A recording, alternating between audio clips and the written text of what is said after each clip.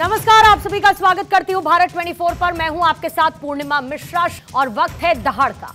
10 साल बाद जम्मू कश्मीर के लोग अपनी सरकार चुनने जा रहे हैं। हिंदुस्तान की जिस सरजमी को दुनिया जन्नत के नाम से जानती है, वहां दशकों तक खून की नदियां बही। आतंकवाद की जड़ें जम्मू कश्मीर में इतनी गहरी हैं जिन्हें उखाड़ फेंकना आसान नहीं। मोदी सरकार ने जम्मू कश्मीर को लेकर बेहद कड़े फैसले लिए। अब जम्मू कश्मीर में चुनाव की घड़ी आ चुकी है। ऐसे में बीजेपी ने संकल्प पत्र जारी करते हुए वायदों की झड़ी लगा दी। जम्मू कश्मीर के लिए बीजेपी ने संकल्प पत्र जारी करते हुए कई वायदे किए। अमित शाह ने जम्मू से बीजेपी का यह घोषणा पत्र जारी कर दिया और यह कह दिया कि आर्टिकल 370 अब इतिहास बन चुका है, जिसे हम कभी वापस नहीं आने देंगे। मैनिफेस्टो जारी करते हुए बीजेपी ने जम्मू कश्मीर के लिए 25 संकल्प दिए हैं, कई वायदे किए, विकास के दावे भी किए गए। पिछले 10 साल की उपलब्धियों का भी बखान किया, तो भविष्य के लिए क्या प्लान है ये भी बताया है। बीजेपी ने जो 25 संकल्प लिए, उसमें से पहला संकल्प आतंकवाद का पूरी तरीके से सफाया है। साथ ही पहले ही संकल्प में जम्मू कश्मीर को देश का सबसे अग्रणी राज्य बनाने का वायदा भी किया। जम्मू कश्मीर के हर घर की सबसे वरिष्ठ महिला को हर साल 18,000 रुपए आर्थिक मदद के तौर पर देने का ऐलान किया।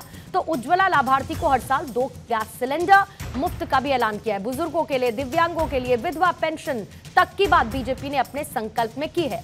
जाहिर है कि सवाल ये उठता है कि क्या इन वादों से बीजेपी का मिशन कश्मीर पूरा हो जाएगा? क्या जम्मू कश्मीर में राष्ट्रवाद और हिंदुत्व का मुद्दा चल पाएगा? क्या चाणक्य की चाल से जम्मू कश्मीर में विरोधी पस्त हो जाएंगे? आज इन्हीं तमाम सवालों के साथ दहाड़ में करेंगे चर्चा, लेकिन उससे पहले संकल्प पत्र को लेकर अमित शाह ने क्या कहा, सुनिएगा।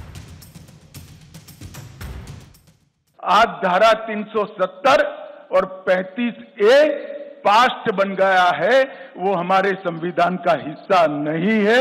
इसका पूरे भारत और जम्मू कश्मीर की जनता को आनंद है। यहां जो शांति, विकास और सामाजिक न्याय जमीन पर उतरने का काम हुआ है, इसका मूल कारण नरेंद्र मोदी जी का एक ऐतिहासिक फैसला 5 अगस्त 2019 को धारा 370 को समाप्त करने का।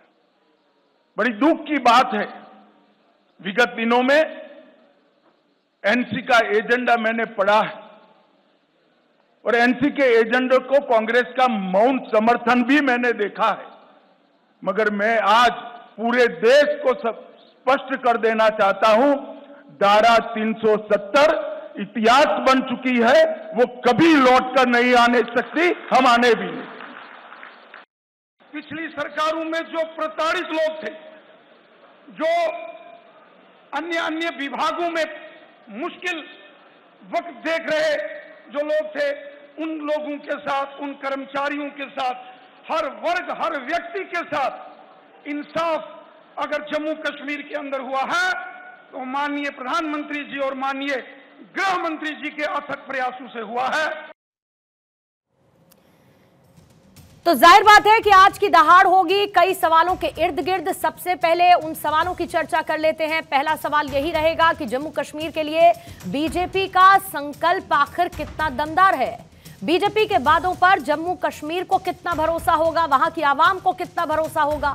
आर्टिकल 370 के खिलाफ सख्ती से कितना फायदा है?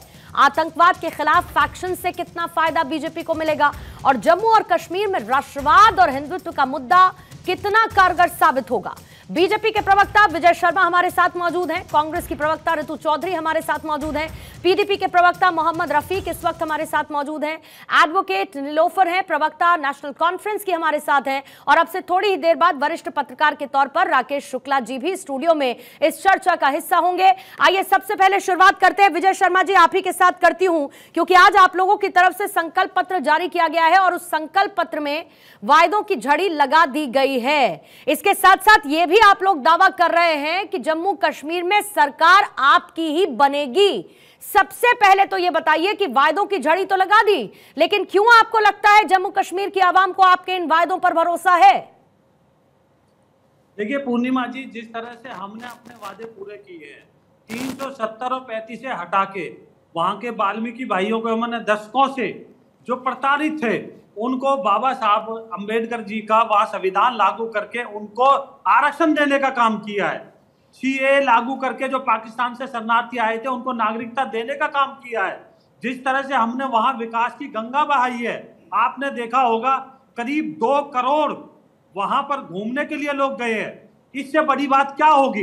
जब आदमी घूमने, कोई व्यक्ति घूमने जाता है, वो ऑटो में भी जाता है, रेस्टोरेंट में खाना खाता है, होटल भी लेता है, ड्राई फ्रूट भी खरीदता है, फ्रूट भी खरीदता है। आप मुझे बताइए, तो हमने किस तरह से वहां विकास बढ़ाया है?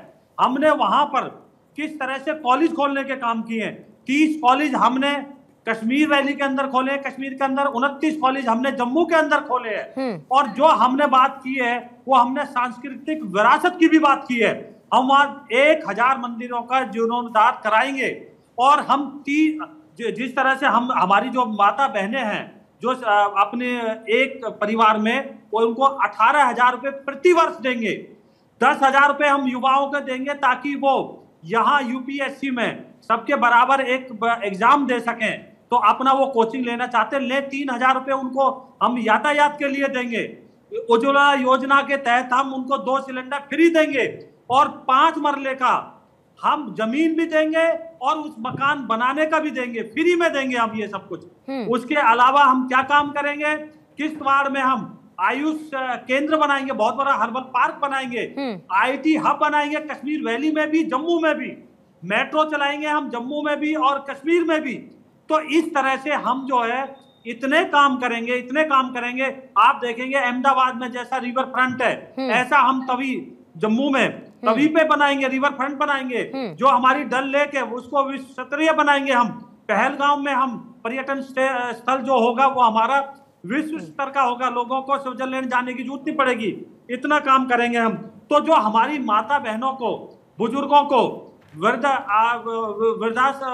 की जो वो मिलती थी, पेंशन मिलती थी, विकलांगों को मिलती थी, वो 1000 से हमने 3000 कर दी है। ठीक है, वो 3000 देंगे हम। ठीक है, कुल मिलाकर आप ये कह रहे हैं कि राज्य का डेवलपमेंट आपने पहले भी किया और उसी राज्य के डेवलपमेंट के लिए, विकास के लिए, रोजगार के लिए, आप सब चीजों के लिए प्रतिबद्ध है। ठीक है, 5 सेकंड और ले लीजिए। हाँ, लीजिए विजय जी, लीजिए। देखिए, हमारे गुज्जर, बकरवाल और पहाड़ियों के लिए हम आरक्षण की व्यवस्था खत्म नहीं होने देंगे, जो ये खत्म करना चाहते हैं। तो इस तरह से हम जो विकास के इतने कार्य कराएंगे कि वहां जनता जो है जिस तरह से अब खुशी मना रही है, विकास की जो गंगा बह रही है, उसमें किसी भी तरह की आतंकवाद की जगह नहीं बचेगी। ठीक है, आतंकवाद का जड़ से सफाया सबसे पहली प्राथमिकता बीजेपी के अपने संकल्प पत्र में भी इसको दोहराया गया है।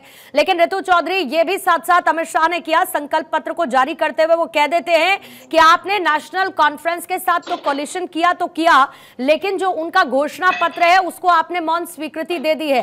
इससे पहले भी अमित शाह ने कुछ सवालों का जिक्र किया था राहुल गांधी के लिए, लेकिन फिर से उन्होंने 2 बातों का जिक्र किया है, वो ये कि क्या आप नेशनल कॉन्फ्रेंस के एजेंडे से सहमति रखते हैं, क्या आप आर्टिकल 370 की वापसी में नेशनल कॉन्फ्रेंस का समर्थन करते हैं, साथ ही यह भी कि क्या आप 2 झंडे की बात का भी समर्थन करते हैं। राहुल गांधी, इस पर आपका जवाब।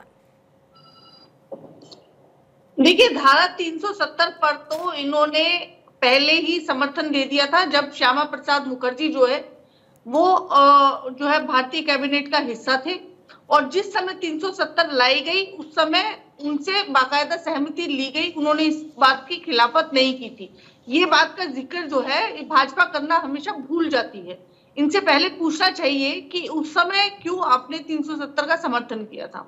तमाम इस पर पूरा जो है बहस हुई थी, बाकायदा मीटिंग पे मीटिंग हुई थी। ये फैसला कोई भाजपा की तरह रातों रात नहीं लिया गया था, ये फैसला बाकायदा सबकी सहमति से लिया गया था, और जिसमें भाजपा की भी सहमति, यानी कि उस समय जो है आरएसएस और जनसंघ हुआ करता था, उसकी सहमति से ये चीज जो है अस्तित्व में आई थी।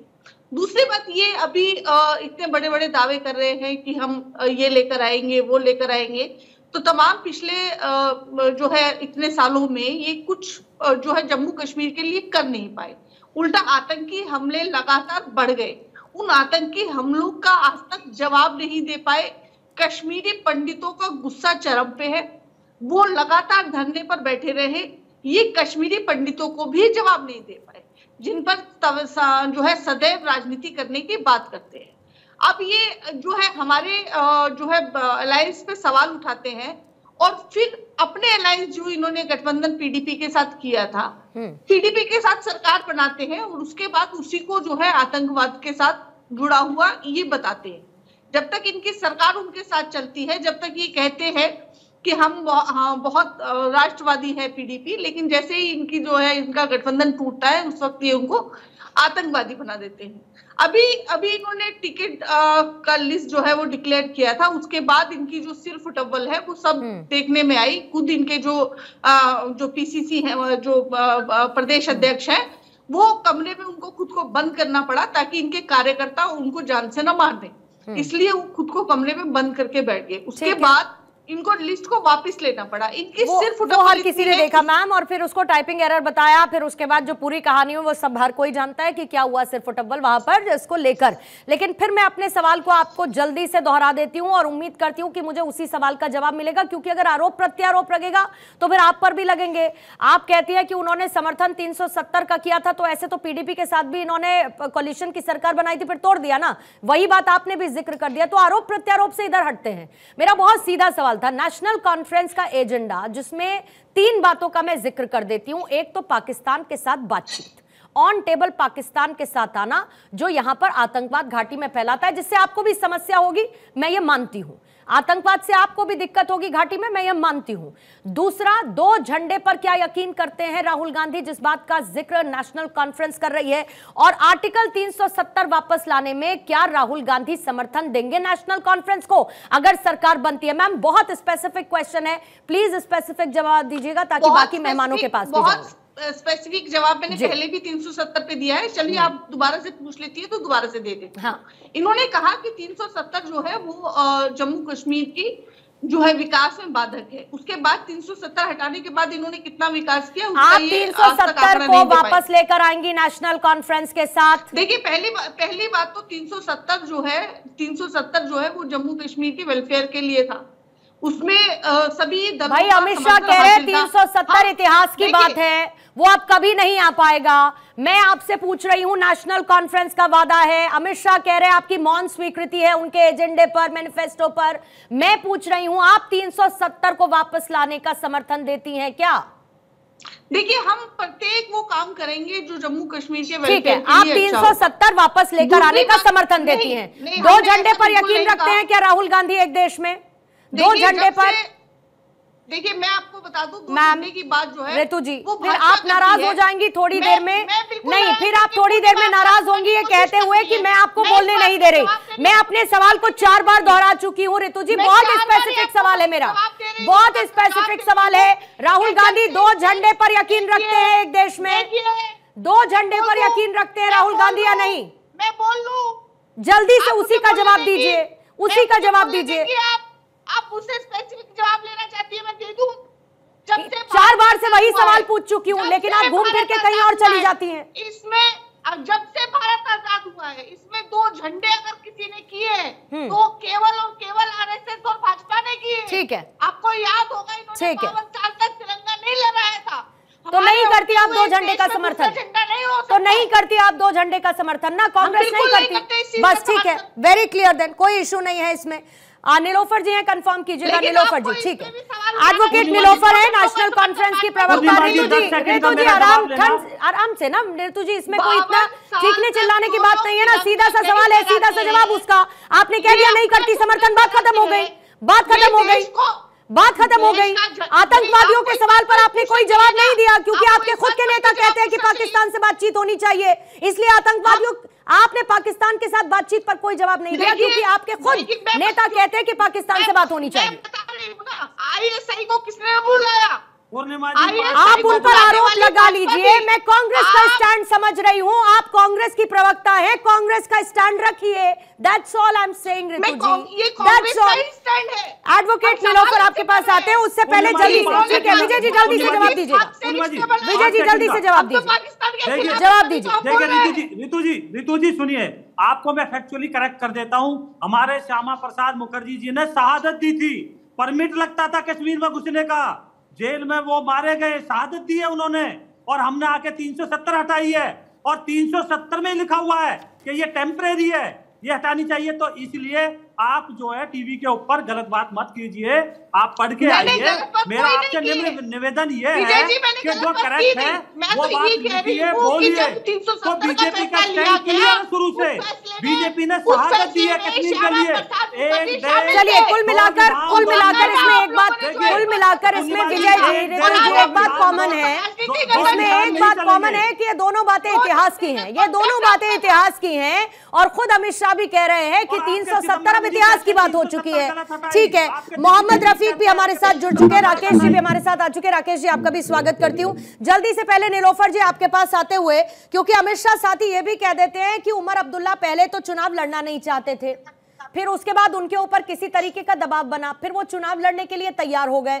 साथ साथ वो ये भी बीजेपी के नेता आरोप लगाते हैं कि आतंकियों की मदद ले रहे हैं उमर अब्दुल्ला इस बार के चुनाव में। ये बहुत बड़ा एलिगेशन आपके नेता पर बीजेपी नेता लगा रहे हैं। देखिए, बहुत ही अफसोसनाक स्टेटमेंट है जो आज माननीय अमित शाह जी ने दिया हुआ है। मुझे लगता है जितना भी स्ट्रॉन्ग वर्ड से इसको कंडेम करना चाहिए, हम कंडेम करते हैं स्टेटमेंट को।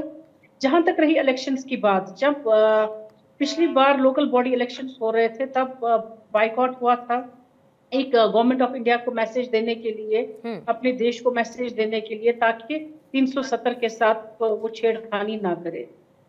लेकिन अनफॉर्चुनेटली वो चीज तो उन्होंने की नहीं, और आज तक ये हमें बोला गया कि भाई आपने बाइकआउट क्यों किया। जब हम बाइकआउट करते हैं किसी पर्पस के लिए तो हमें तनकीद का शिकार बना दिया जाता है, और जब हम लड़ते हैं इलेक्शन उस वक्त भी हम तनकीद का शिकार हो जाते हैं।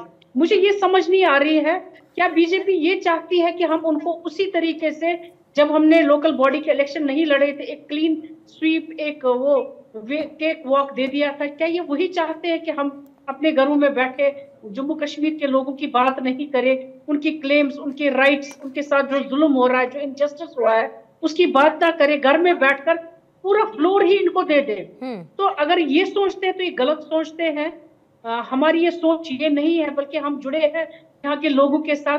जो भी उनकी मुश्किलात है हम उसको उजागर करेंगे, चाहे कोई कुछ भी करे, हम किसी भी दबाव में आने वाले नहीं है। रही बात एक, दूसरी बात, जहां पर ये हमारा कनेक्शन कुछ और लोगों के साथ या मिलिटेंसी के साथ जोड़ रहे हैं, इनको बता दीजिए। 10 साल शायद ये भूल गए, 10 साल से यही हुकूमत कर रहे हैं जम्मू कश्मीर पर। अगर कोई किसी का लिंक कहीं पर था तो इनको किसने हाथ रोके थे? किसने इनको रोका था कि आप उनके खिलाफ कार्रवाई ना करें? उल्टा तो ये कर रहे हैं, उल्टा चोर कोतवाल को डांटे, उल्टा ये कर रहे हैं कि हमें ये कोई इल्जाम लगा रहे हैं। इनसे आप पूछिए कि जेल से निकाल कर लोगों को लड़ा रहे हैं ये यहाँ पर, जबकि आप एक आरोप में किसी को यहाँ पर अगर आम शहरी होगा उसका चेहरा देखने की कोशिश अगर उसका माँ बाप करता है, वो उसका चेहरा नहीं देख सकता, बात करने की दूर की बात है। वो उसको पता नहीं, अगर यहाँ से मुलाकात उसको दी जाती है, कोर्ट ऑर्डर भी करता है, वो उससे मिल नहीं पाता है। और जेल में बैठे हुए एकदम से लोग आ जाते हैं, कॉन्फ्रेंसें करते हैं, वीडियो कॉलें करते हैं। उसलिए ये उनको स्पेस दे रहे हैं ताकि कहीं ना कहीं जो जम्मू कश्मीर के लोगों का सेंटिमेंट है उसको छूकर उससे वोट हासिल करें। एक बार ये एक्सपेरिमेंट आपका कामयाब हो सकता है, लेकिन फिर उसके बाद आप लोग कहते हैं कि आपके अधिकारों को दबा दिया जाता है, आप लोगों को नजरबंद कर दिया जाता है। जब 370 को एब्रोगेट करना होता है और आपके नेताओं की नजरबंदी होती है घर में, तो उस बात से आपको लगता है कि आप लोगों की आवाज को दबा दिया गया है, आपके राइट्स को कुचल दिया है इसी सरकार ने, तब आप लोग ये भी कहते हैं। मोहम्मद रफीक साहब आपके पास आते हैं, फिर राकेश जी आपके पास आऊंगी। थोड़ा सा समय दीजिएगा मैम, याद होगा थोड़ा सा 5 अगस्त के 5 अगस्त, एक मिनट, एक बस जल्दी, just give me 20 seconds, I close it up. अभी 5 अगस्त 2024 को 5 में जो आर्टिकल 370 को हटा दिया गया था, उसकी एनिवर्सरी जब मना रहे थे तो हम जैसे लीडर्स को, हमारे मेन स्ट्रीम जिसमें उमर साहब भी है, उसमें महबूबा मुफ्ती भी है, हर कोई जो है उनको इन्होंने बंद किया ताकि उनकी आवाज बंद हो जाए। ठीक है, तो वो ये हम लोग आवाज नहीं उठाएंगे तो और कितनी शांति और अमन और चैन के साथ 370 फिर उसके बाद एब्रोगेट हुआ, ये पूरे देश ने देखा। कश्मीर में जब आर्टिकल 370 बहुत शांति थी, बिल्कुल ठीक बात है। मोहम्मद रफीक साहब आपके पास आते हुए आपके ठीक है मैम, ठीक है, थोड़ा समय दीजिए। मोहम्मद रफीक, आपके पास आते हुए, सुरक्षित माहौल देने की बात बीजेपी करती है, विकास अभी तक क्या किया केंद्र ने उसका जिक्र करती है, संकल्प सिद्धि का अपने मैनिफेस्टो में जिक्र करती है, सबसे बड़ी बात आतंकवाद का सफाया पहली प्राथमिकता है। 370 इतिहास की बात हो चुकी है, ये बीजेपी फिर दोहराती है, इसको कोई नहीं ला पाएगा। लेकिन साथ साथ आरोप आपके ऊपर ये भी लगते हैं कि नेशनल कॉन्फ्रेंस के मैनिफेस्टो को आप लोग कॉपी कर रहे हैं और आपके पास अपना कुछ है नहीं चुनाव में लड़ने के लिए। जब पहले मैं शुरुआत करूं, जो आप फरमा रही हैं कि मिलिटेंसी का खात्मा हुआ, अगर आप आंकड़े देखेंगे जब से ये सरकार में आए हैं, मैं ये नहीं कह रही मिलिटेंसी का खात्मा हुआ सर, मैंने कहा इनके मैनिफेस्टो में है आतंकवाद को जड़ से खत्म कर देना। आपको अगर पिछले 4 महीने में आतंकवाद की घटनाओं का डेटा चाहिए तो मैं आपको दे सकती हूँ, और मुझे पता है कि आतंकी घटनाएं 4 महीने में कितनी हुई हैं। ठीक है, अब वापस आएंगे सर। अगर आप सुनना नहीं चाहते नहीं, वापस सर आप मुझे मिसकोट करेंगे तो करेक्ट तो करना पड़ेगा ना, मेरी जिम्मेदारी है वो। आपको मिसकोट में अपने आप को तो नहीं करने दूंगी एटलीस्ट। एम आई राइट? ठीक है, अब आप मेरे सवाल का जवाब दीजिए। हाँ, जहां तक मिलिटेंसी का ताल्लुक है, तो अगर आप आंकड़े देखेंगे तो जो आज तक जिस रीजन में जो मिलिटेंसी अब का ग्राफ जो बढ़ा है, वो आप पिछले 30 साल से हमने कभी नहीं देखा है। जिस तरह की मिलिटेंसी में डेथ्स हुए हैं, जिस तरह से हमारी फौजी नौजवान शहीद हुए हैं, सिविलियन डेथ्स भी हुए हैं, और ये ग्राफ बहुत बहुत बड़ा है। उसको छुपाने के लिए आप ये कितने हीले और बहाने करें और पता नहीं कहाँ के तरस दें, ये मेरे ख्याल में जम्मू कश्मीर के लोग ही नहीं बल्कि हिंदुस्तान का कोई भी फर्द इसको मानने के लिए तैयार नहीं है। डेवलपमेंट का जब आपने बात की तो अभी मेरे दोस्त फरमा रहे थे कि 2 करोड़ यात्री आगे, उनमें अमरनाथ यात्रा के कितने लोग थे उन्होंने वो भी उसमें शामिल है। तो अगर यहाँ पर 2 करोड़ यात्री आए हैं तो जाहिर सी बात है यहाँ का जो इंफ्रास्ट्रक्चर है उसमें बूस्ट हुआ होगा, होटल्स नए नए बने होंगे, नई नई एकोमोडेशंस बनी होंगी। लेकिन ऐसा नहीं है, जो ऑलरेडी हमारे पास एकोमोडेशंस हैं, जो ऑलरेडी हमारे पास होटल्स थे, वो भी खत्म होने की कगार में है। आप जाइए पहलगाम में देखिए, गुलमर्ग में देखिए, जो होटल ऑलरेडी बने, अगर मामूली किसी जगह कोई टूटा फूटा है, खिड़की है, दरवाजा है, उसको बनाने नहीं देते, वहां का इंफ्रास्ट्रक्चर खत्म हो चुका है। तो ये 2 करोड़ लोगों के दावा करते हैं कि 2 करोड़ टूरिस्ट यहाँ पर आए और यहाँ का इकोनॉमी बड़ा बूस्ट हुआ है। जहां तक आपने ये कॉपी करने का ताल्लुक जहां तक है, आप मुझे एक भी बात कोट करिए स्पेसिफिकली कि आपने ये आपने इसको कॉपी करके नेशनल कॉन्फ्रेंस के मैनिफेस्टो को कॉपी की है। हमारा जो मैनिफेस्टो है, आप सुनिए, जो मैनिफेस्टो पीपल्स डेमोक्रेटिक पार्टी का जो मैनिफेस्टो है, वो मैनिफेस्टो ये नहीं है, इलेक्शन मैनिफेस्टो नहीं है, बल्कि एक विजन है। वो विजन वो एक विजन है आने वाले वक्त के लिए, आने वाले जो हमारे जो 5 साल होंगे उनके लिए एक डॉक्यूमेंट बना है। तो जिसमें जम्मू कश्मीर के लोगों के एस्पिरेशंस, उनकी इमोशंस, उनके मामलात, उनके मसाइल सारे के सारे समेटे गए हैं। तो इसलिए यह दावा करना कि किसी पार्टी की कॉपी की गई, मेरे ख्याल में सरासर गलत है। पीपल्स डेमोक्रेटिक पार्टी का अपनी सोच है, अपना मिशन है, अपना विजन है, और उसको परस्यू करने के लिए हमने पिछले कई साल से हम स्ट्रगल कर रहे हैं और ये स्ट्रगल जारी रहेगी। 5 अगस्त 2019 के बाद अगर किसी पार्टी ने जम्मू कश्मीर के लोगों की बात की, उनकी पहचान की बात की, उनकी इज्जत की बात की, उनके आबरू की बात की, उनकी आईएन जो उनसे छीना गया, उनका झंडा जो छीना गया, तो यहाँ पर सिर्फ पीपल्स डेमोक्रेटिक पार्टी की और उस हमारी लीडर महबूबा मुफ्ती साहिबा ने बात की और डंके की चोट पर बात की है। और हमारी लीडरशिप ने तय किया है, हम किसी भी सूरत में इस पर कॉम्प्रोमाइज नहीं करेंगे। ठीक है, राकेश शुक्ला जी आपके पास आते हो। आपने सबकी बात सुन ली, आपने पीडीपी की बात सुन ली, आपने एनसी की बात सुन ली, कांग्रेस की बात सुन ली, बीजेपी की बात सुन ली, वायदों की झड़ी है। लेकिन सबसे बड़ी बात, जिस तरीके की स्थितियां रही हैं घाटी में, खुद बीजेपी अपनी चुनौतियों से जूझ रही है, इस बात को वो स्वीकार करेगी नहीं। पीडीपी एनसी का अपना जनाधार कितना है, कांग्रेस किसके सहारे वहां पर मजबूती के साथ उतरना चाहती है। लेकिन सबसे बड़ा सवाल वहां की जनता के लिए है, क्योंकि 10 साल बाद विधानसभा चुनाव हो रहे हैं। लोकतांत्रिक शक्तियों का इस्तेमाल करते हुए वो अपनी सरकार को चुनेंगे, लेकिन किसका एजेंडा जनता के मन में घर कर पाएगा। बीजेपी विकास की बात करती है, ये 370 वापस लाने की बात करते हैं। पूर्णिमा जी, बड़ा अच्छा आपने सब्जेक्ट उठाया है। देखिए, 2-3 चीज़ें अलग अलग हैं। 1950 से कांग्रेस वहाँ पे थी, कांग्रेस आज बिल्कुल हाशिए पे चली गई है, और उसका कारण ये है कि जब से पीडीपी का उदय हुआ तो कांग्रेस का एक बड़ा वोट पीडीपी के साथ चला गया। नेशनल कॉन्फ्रेंस अपनी यथास्थितियों के साथ आगे बढ़ रही है, वो ना हल्की ना मोटी हुई है ना पतली हुई है। इसके बाद जम्मू कश्मीर में इतने सारे दल आ गए हैं, वो सारे दल कहीं ना कहीं कांग्रेस से ही उत्पन्न हुए हैं। भारतीय जनता पार्टी को जम्मू कश्मीर में गए हुए सिर्फ 2 दशक हुए हैं। जहाँ तक इन सब के विजन डॉक्यूमेंट की बात है, तो एनसीपी की यदि हम बात करें, नेशनल कॉन्फ्रेंस की, तो उसमें जो 12 गारंटी हैं, उस 12 गारंटी में जो मूल गारंटियां हैं वो राज्य सरकार कभी पूरा कर ही नहीं सकती। जैसे पाकिस्तान के साथ बातचीत, ये केंद्र सरकार का विषय है, अंतर्राष्ट्रीय विषय कभी भी राज्यों के पास नहीं रहे। फिर जेल में बंद कैदी, राजनीतिक कैदियों को जो मुझे याद है सिर्फ आपातकाल में ही राजनीतिक रूप से बंदी बनाए गए थे। उसके बाद भारत में राजनीतिक कैदी अभी तक कोई जेल में बंद नहीं है। तो क्या आप अलगाववादियों को और उग्रवाद, आतंकवाद का समर्थन करने वालों को क्या आप राजनीतिक कैदी मानते हैं? क्या आप उनको छोड़ना चाहते हैं? का बयान याद कीजिए जी। आप अभी। फिर तीसरा आप ले आइए कि वो बार बार एक बात ये कहते हैं कि हम वहां पे स्वायत्तता वाला फिर से वही प्रस्ताव लाएंगे जो पहले ला चुके हैं। तो क्या जम्मू कश्मीर को स्वायत्त करने का प्रस्ताव लाकर उसे फिर से स्वायत्त यानी स्वतंत्र राज्य बनाने का अधिकार क्या राज्य सरकारों के पास है? किसी राज्य सरकार के पास नहीं है। उत्तर प्रदेश सरकार भी यदि आज आप चाहे तो राज्यों का बंटवारा नहीं कर सकती। तो कुल मिला के नेशनल कॉन्फ्रेंस, पीडीपी और कांग्रेस जो उनके साथ खड़ी हुई है, वहां पे सिर्फ पॉलिटिकल एजेंडा ला रहे हैं। दूसरा जो महत्वपूर्ण बात है, धारा 370 हटने के बाद ये स्वाभाविक तरीके से वहां आतंकवादी घटनाएं बढ़ी हैं। और बढ़ने का मूल कारण ये है कि आतंकवाद को पोषित करने वाला पाकिस्तान, जिसको भारत ने पूरी दुनिया के सामने ये सिद्ध कर दिया है कि आतंकवाद का ये सबसे बड़ा संरक्षक है, वो नहीं चाहता कि जम्मू कश्मीर के हालात सामान्य हों। और यदि हालात सामान्य हो जाएंगे तो वहाँ राजनीतिक सामाजिक स्थितियां बदल जाएंगी। उसके लिए वहाँ सबके सहयोग की जरूरत है, कोई राजनीतिक मानस रखने की जरूरत नहीं है। तो आतंकवादी घटनाएं किए जाने के पीछे का जो उद्देश्य है वो भी हमें समझना चाहिए। जल्दी से 40 सेकंड में एक चीज और समझना चाहती हूँ। बार बार स्टेटहुड की बात हो रही है। राहुल गांधी अभी जब पहुंचे स्टेटहुड वापस दिलाएंगे, अमित शाह पहले ही कह चुके हैं कि सामान्य स्थितियां होंगी, स्टेटहुड वापस दिलाएंगे। स्टेटहुड की बात तो ये, लेकिन बीजेपी के मैनिफेस्टो में सर इसका जिक्र नहीं है।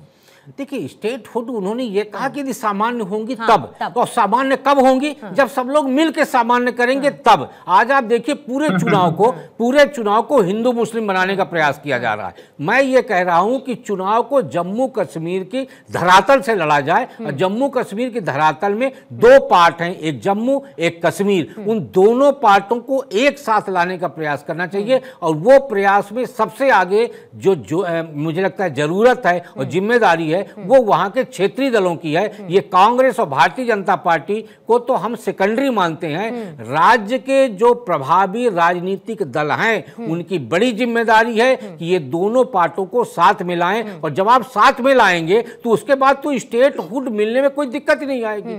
उसके लिए वायदा तो सबको करना चाहिए। और मुझे लगता है सबको वायदे पे खरा उतरने के लिए, जम्मू कश्मीर की जनता के सामने खड़े उतरने के लिए सबको साथ मिलके इस विषय पे काम करना चाहिए कि हम ऐसा कौन सा काम करें जिससे स्टेटहुड की वापसी। जल्दी से विजय जी आपके पास आते हुए, क्योंकि फिर उस बात को दोहराती हूं जब आप कहते हैं कि हम सरकार बनाएंगे, लेकिन कैसे साहब? आपने टिकट जब जारी की, सिर्फ फुटअव्वल किस तरीके से दिखी, कार्यकर्ताओं में विरोध साफ तौर पर नजर आया। पिछले जब 10 साल पहले चुनाव हुए तो आप जम्मू में मजबूत थे, कश्मीर में। इस बार कश्मीर में एक बार फिर से आप दिलचस्पी नहीं दिखा रहे, निर्दलियों को समर्थन देते हुए नजर आ रहे हैं। कश्मीर से होप क्या लूज कर चुके हैं पहले? यह सिर्फ बातें हो रही हैं कि हम चुनाव जीतेंगे जीतेंगे जीतेंगे। स्ट्रॉन्ग स्ट्रैटेजी क्या है जिसके आधार पर आपको लगता है कि आप चुनाव जीतेंगे? फिर से मुझे फहरिस्त मत दीजिएगा सर संकल्प पत्र की, और पहले क्या किया। जमीनी हकीकत कश्मीर में हम भी समझते हैं और आप भी किस तरीके की है। देखिए पूर्णिमा जी, राज्य का प्रत्येक व्यक्ति वहां अपनी सुरक्षा चाहता है, देश सुरक्षित चाहता है, सीमाएं सुरक्षित चाहता है और बिना भय के वहां जीना चाहता है, रोजगार चाहता है। तो आपने हमारा मैनिफेस्टो देखा होगा, जो हमारा संकल्प पत्र है, वहां हमने प्रत्येक वर्ग के लिए, जाति के लिए, धर्म के लिए। मैं ये पूछ रही हूं कि जब हर एक सीट पर आप चुनाव लड़ेंगे ही नहीं, कश्मीर में जिस तरीके की आपकी दिलचस्पी दिख रही है सीटों पर, या मैं कहूं ना दिलचस्पी दिख रही है, तो किस आधार पर फिर कैसे सरकार बनाएंगे साहब? या पता है आपको आपकी ग्राउंड स्थिति क्या है वहां पर? पूर्णिमा जी देखिए, ये शीर्ष नेतृत्व जो है बैठ कर रणनीति बनाता है। और एक रणनीति नहीं, पर फिर लोकसभा में भी ऐसा ही हुआ था ना सर। फिर आप कहते हैं हम सरकार बनाएंगे, हम सरकार बनाएंगे।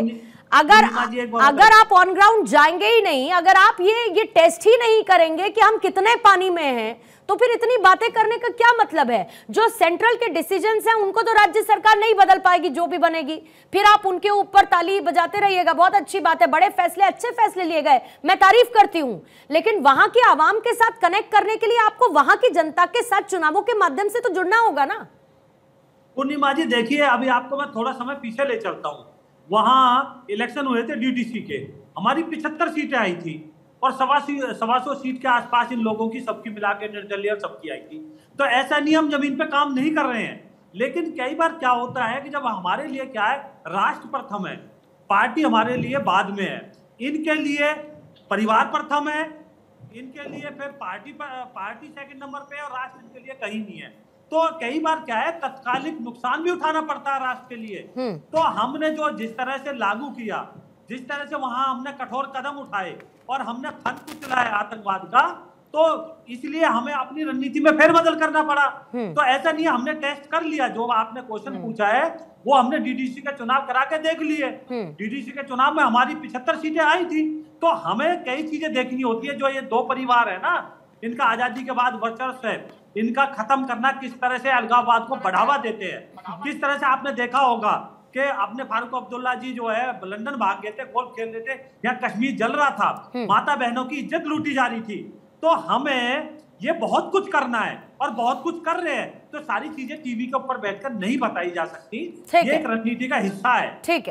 ठीक है नीलोफर जी इसका जवाब देंगी, लेकिन उससे पहले इस वक्त की एक बड़ी खबर आपको बता दूं। आज चुनाव को लेकर जम्मू कश्मीर के फिलहाल अमित शाह की एक बहुत महत्वपूर्ण बैठक हो रही है, जिसमें केंद्रीय मंत्री जितेंद्र सिंह, जी किशन रेड्डी मौजूद हैं, राम माधव, तरुण चुग, रविंद्र रैना भी इस बैठक में शामिल हैं। बीजेपी के मैनिफेस्टो को घर घर पहुंचाने का लक्ष्य है। जम्मू क्षेत्र पर बीजेपी का फोकस अभी बैठक में चर्चा चल रही है। इस पर और ज्यादा जानकारी के लिए मेरे सहयोगी अक्षय जुड़े हुए हैं। अक्षय, जल्दी से मुझे अपडेट दे दें, अमित शाह के साथ जो बैठक फिलहाल हो रही है, मैनिफेस्टो तो रिलीज हो चुका है, लेकिन ये बहुत इंपॉर्टेंट, जनता के साथ कनेक्ट, किस तरीके की स्ट्रैटेजी पर वर्कआउट कर रही है इस वक्त बीजेपी? देखिए, अमित शाह जम्मू पहुंचे हैं और जम्मू में इस समय पहले मैनिफेस्टो जारी किया उन्होंने और उसके बाद अब महत्वपूर्ण बैठक चल रही है। कल एक बड़ी रैली भी आयोजित बीजेपी ने जम्मू में की है और साफ तौर पर है जम्मू क्षेत्र को विशेष फोकस पर रखा गया है। जी किशन रेड्डी इस बैठक में शामिल हैं, राम माधव जो चुनाव प्रभारी वो भी शामिल हैं, जितेंद्र सिंह क्योंकि उधम सिंह नगर की सीट जो जम्मू के पास ही आती है वहाँ से सांसद हैं, केंद्रीय मंत्री हैं, वो भी इस बैठक में शामिल हैं और तमाम सीटों पर किस से रणनीतियां बनाई जा रही हैं उस पर विस्तृत चर्चा की जा रही है। और मैनिफेस्टो जो रिलीज किया गया है, बैठक से खबर आई है कि अमित शाह ने कहा है कि घर घर तक हमें इस मैनिफेस्टो को पहुंचाना है कि किस तरह से पिछले 5 साल में धारा 370 हटाने के बाद किस तरह से यहां पर काम किया गया है, केंद्र सरकार ने किस तरह से पैसे लगाए हैं, किस तरह से फंडिंग की है और किस तरह से योजनाएं घर घर तक पहुंचाई गई हैं, जिस तरह से जम्मू कश्मीर को डेवलप करने का प्रयास किया है, पर्यटन किस तरह से बढ़ा है, आतंकवादी घटनाएं किस तरह से घटी है। हालांकि एक बात जरूर है कि जिस तरह से जम्मू में हाल के दिनों में घटनाएं बढ़ी हैं उससे चिंता जरूर है, लेकिन ये सब मान के चल रहे हैं कि खास करके बीजेपी के लोग कि पहले से माहौल बहुत बेहतर हुआ है। अब देखना दिलचस्प होगा कि इस बैठक से क्या कुछ नतीजे निकल के आते पाते हैं, लेकिन इतना तय है पूर्णिमा की इस बैठक में ये माना जा रहा है कि अब बीजेपी पुरजोर कोशिश अपनी करने जा रही है। ठीक है, बहुत बहुत शुक्रिया अक्षय आपका जानकारी के लिए। ये बैठक अभी चल रही है, इस बैठक से जुड़ी हुई डिटेल्स जैसे आएंगी पहुंचाएंगे। ऋतु चौधरी, एक बार फिर से आपके पास आते हुए और वापस से राहुल गांधी का जिक्र करती हूं, क्योंकि राहुल गांधी जब वहां पर पहुंचे थे तो उस दौरान उन्होंने कुछ बाहरी लोगों का भी जिक्र किया था। तब से ये डिकोड करने की कोशिश की जा रही है कि राहुल गांधी को बाहरी कौन लगता है, क्योंकि जब आप बाकी प्रदेशों में चुनाव लड़ते हैं तो वहां की स्थिति तो बहुत अच्छी तरीके से समझते होंगे, लेकिन जब जम्मू कश्मीर राहुल गांधी चले जाते हैं तो उनकी सुर और ताल बाहरी लोगों के नाम से और उनकी डेफिनेशन पूरी तरीके से चेंज हो जाती है। मतलब एक परसेप्शन क्रिएट करने की कोशिश कर रहे हैं क्या राहुल गांधी कि कश्मीर जम्मू अलग है, बाकी का पूरा भारत देश अलग है? देखिए, ऐसा परसेप्शन ना कांग्रेस ने कभी किया, ना राहुल गांधी जी ने कभी किया। हाँ, भाजपा ने जरूर ये जो है इस तरह का परसेप्शन फैलाने की कोशिश की है।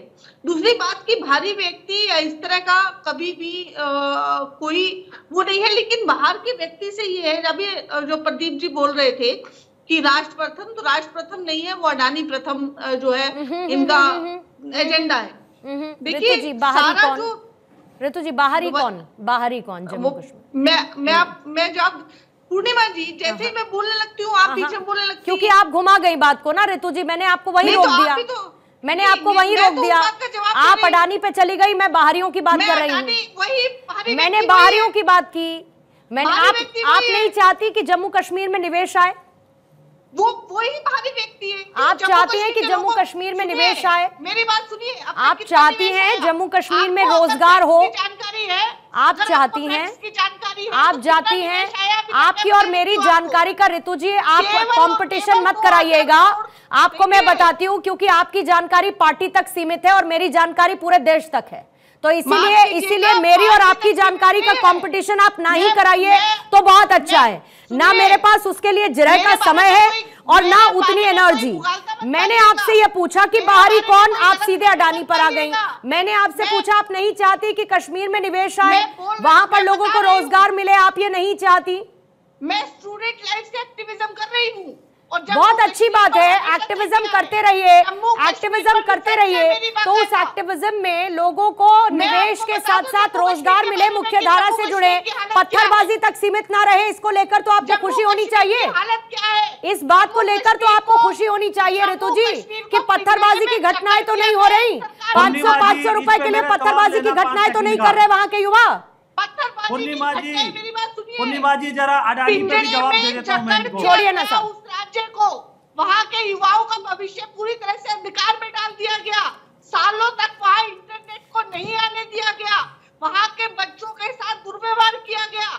कितने लोग जेल में है उसकी गिनती नहीं है। वहां के नेताओं को, और कितने अलगाववादियों के साथ आपकी सहयोगी पार्टी ने चर्चा की, कितने सेपरेटिस्ट के हमदर्द बनी आपकी सहयोगी पार्टी वहां की, कितने, एक सेकंड विजय जी, कितने सेपरेटिस्ट की हमदर्द बनी आपकी सहयोगी पार्टी, ये भी गिनती करवा दीजिए। कितने सेपरेटिस्ट और कितने अलगाववादियों की बात। इस अलगाववाद ने जम्मू कश्मीर को जन्नत से जहन्नुम में तब्दील करने में कोई कसर नहीं छोड़ी। इसी अलगाववाद ने आतंकवाद को नासूर की तरह बसने दिया इसी जन्नत में, जिसको पूरी तरीके से खत्म कर दिया, जहां के युवाओं को भ्रमित किया, जहां के युवाओं के हाथों में पत्थर पहुंचवा दिए। लेकिन आप लोग बताते रहे कि यही सेपरेटिस्ट है जो कि जम्मू कश्मीर की आवाम, वहां के युवा के बारे में सोचते हैं। तो ये नैरेटिव नहीं चलेगा ना मैम, ये नैरेटिव नहीं चलेगा। अरे पूर्णिमा जी, नीलोफर जी मुझे कंफर्म कीजिएगा है कि नहीं। लगातार बोलकर सच्चाई को दबाना चाहती है। मैं आपसे पूछ रही हूँ 200 किलो आरडीएक्स कहाँ से आया? देवेंद्र अपनी गाड़ी में क्यों बैठा के लेके गया आतंकवादियों से? इनके आतंकवादियों से क्या कनेक्शन है? आप एक दो स्पेसिफिक इवेंट, जैसे ही मैंने पूछा कि आपकी साथी पार्टी में कितने हमदर्द हैं सेपरेटिस्ट अलगाववादियों के, उनकी बात, उनके डायलॉग को लेकर आते हैं, उसका आपने नाम नहीं लिया, उसका आपने नाम नहीं लिया। You can't pick and choose Ritu ji कि हमको ये पसंद है तो हम यही बात करेंगे, क्योंकि आपको जो नापसंद है मैं उसकी बात जरूर करूंगी, ये मैं जरूर करूंगी और आपसे उसको लेकर सवाल भी पूछूंगी। ठीक है नीलोफर जी जल्दी से एक प्रतिक्रिया आपसे लेती हूँ, फिर अंतिम प्रतिक्रिया के लिए राकेश जी आपके पास आऊंगी, क्योंकि मेरे पास समय बहुत कम बचा है। देखिए पूर्णिमा जी, जो मैनिफेस्टो अभी आया हुआ है बीजेपी का, उसमें मोटी मोटी चीजें अगर देखें, एक मिनट मुझे बोलने दे दीजिए, एक मिनट मैडम मुझे बोलने दे दीजिए। देखिए जो बीजेपी का अभी मैनिफेस्टो आया हुआ है, पहले ही इनका जो चैप्टर है वो इन्होंने अपनी अचीवमेंट्स दिखाई है कि इन्होंने 10 सालों में क्या क्या किया, जो अचीवमेंट्स जमीनी सतह पर कहीं नहीं है। रही इनके 25 वादों की बात, उन वादों में इन्होंने बहुत सारे वादे किए, जैसे एग्रीकल्चर को लेकर, टूरिज्म को लेकर, हेल्थ सेक्टर को लेकर, एजुकेशन को लेकर, यहाँ के युवा को लेकर, वुमेन को लेकर, और साथ में इलेक्ट्रिसिटी या दूसरी चीजें जो है उनका उन्होंने वादा किया हुआ है। इनको कह दीजिए आप कि कौन सी ऐसी योजना है, इन्होंने गोल्डन कार्ड की एक योजना लाई थी जो आज प्राइवेट सेक्टर में एक्सेप्ट करने से हॉस्पिटल्स इनकार कर रहे हैं, क्योंकि इतनी आउटस्टैंडिंग बिल्स है, वो इनकार कर रहे हैं उसका रिस्पेक्ट करने का जो उनका गोल्डन कार्ड है। नंबर एक। नंबर दो, इलेक्ट्रिसिटी की बात कर रहे हैं कि ये उसमें एमनेस्टी देंगे, इनको बताइए स्मार्ट मीटर क्यों लगाए। तीसरी बात, टीकालाल टप्पू के नाम पर इन्होंने एक योजना लाई हुई है जिसमें ये कहते हैं कि रिहेबिलिटेशन करेंगे।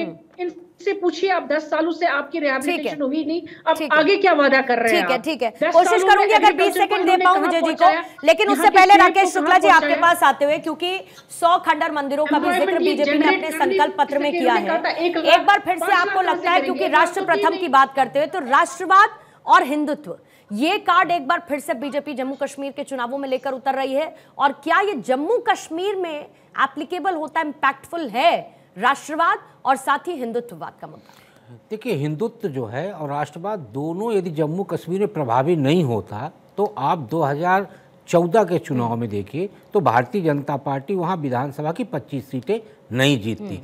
जम्मू रीजन जो है वो मूलतः हिंदुत्व के एजेंडे पर पूरी तरह से फिट हो चुका है। राष्ट्रवाद जो धीरे धीरे है धारा 370 हटने के बाद वो कश्मीर में भी प्रभावी होने का प्रयास कर रहा, लेकिन कुछ व्यवधान ऐसे पैदा किए जा रहे जिसकी वजह से राष्ट्रवाद पूरी तरह से प्रभावी नहीं हो पा रहा। तो जिस दिन राष्ट्रवाद जम्मू और कश्मीर दोनों जगह प्रभावी हो जाएगा, उस दिन फिर सारे वाद वहां पे खत्म हो जाएंगे। और 370 का प्रभावी होने का एक सबसे बड़ा जो कारण देखिए, वो देखिए लोकसभा चुनाव 2024 में कि वहां के दो बड़े चेहरे को वहां के जनता ने नकार दिया, आपके पीडीपी का और नेशनल कॉन्फ्रेंस की। प्लस द वोटिंग परसेंटेज जी, कांग्रेस वहां पे कहीं नहीं बढ़त ले पाई है, बावजूद इसके कि गठबंधन के बाद भी बढ़त नहीं ले पाई। पिछले विधानसभा चुनाव में भी वो बढ़त नहीं ले पाई थी। इस बार गठबंधन में कांग्रेस के सामने जो बड़ी चुनौती है वो चुनौती बन के खड़ी हुई है भाजपा, क्योंकि कांग्रेस सबसे ज्यादा जम्मू क्षेत्र में लड़ रही है। तो वहां लोकसभा की 29 सीटें विधानसभा की कांग्रेस भाजपा बढ़त में है, तो वहां पे कांग्रेस के सामने जो चुनौती है वो एक तरफ पीडीपी है कश्मीर में और दूसरी तरफ बीजेपी है। ऐसे में कांग्रेस यदि सीटें बेहतर नहीं कर पाएगी तो नेशनल कॉन्फ्रेंस का सरकार बनाने का सपना पूरा नहीं हो पाएगा। ठीक है, एक तरफ जहां पर ये अलायंस करने के बाद सरकार बनाने का सपना देख रहा है, पीडीपी की अपनी कोशिश है, और इसके साथ ही मिशन कश्मीर की तरफ बीजेपी बढ़ने की कवायद करती हुई अपने संकल्प पत्र के जारी होने के साथ ही